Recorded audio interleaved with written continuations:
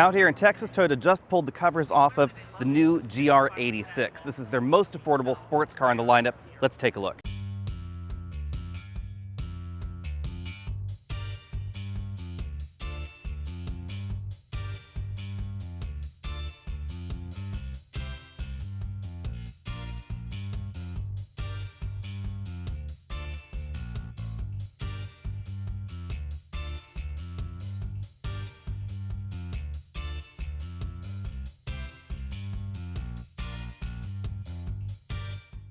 For the new GR86, Toyota continues to team up with Subaru, so logically this is the Toyota version of the BRZ that you've seen before. Although I think we have a more attractive, a little bit less busy, perhaps a little bit more elegant front end. I'm definitely seeing a lot of Porsche in this design, and that's certainly something to be proud of when we're talking about a relatively inexpensive vehicle.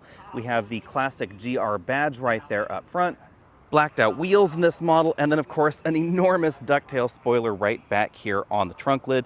We press the button, we still have a very practical cargo area. This one has a ton of stuff in it. This has the vehicle cover from the reveal, but you can see this still has a very practical cargo area. So this is certainly the kind of sports car that you could drive every day, and that continues to be the mission of the GR86, is to really be a daily driver livable performance vehicle.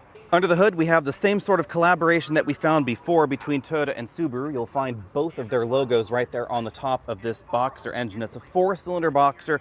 Power is up versus last year to 224 horsepower. And the big thing is that torque happens much, much lower. So the last engine peak torque happened around 6,000 something RPM. This one is nearly 3,000 RPM lower as far as its torque peak.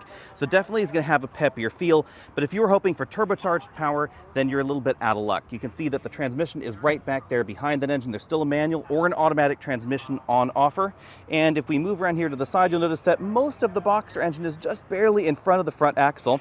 That gives this 86 a near perfect 50-50 weight balance, exactly what you'd expect out of a performance vehicle. On the inside, we find a pretty driver-oriented cabin. We have a steering wheel with paddle shifters on the back. If you get the automatic transmission, again, an automatic transmission is offered. Bunch of buttons right there in front. The vast majority of this cabin is shared with the Subaru, as you'd expect to help reduce costs. But I think I prefer the slight tweaks to this interior that Toyota has done, just like I prefer the slight tweaks on the outside. A lot of soft touch materials going on there. This definitely has a more premium feel than the previous version. There's some big cup holders right there in the center console and really aggressive bolstering on the front seats. So if you're a larger person, you might want to think twice about this. Really nice touch is this Alcantara cover right there on the instrument cluster. If you want to get your hands on a GR86, they'll be available later this fall, so be sure and reach out to your Toyota dealer to be one of the first to get your hands on this model. I'm really excited to drive this, especially out on a track, because the GR86 has always been sort of baby's first track car.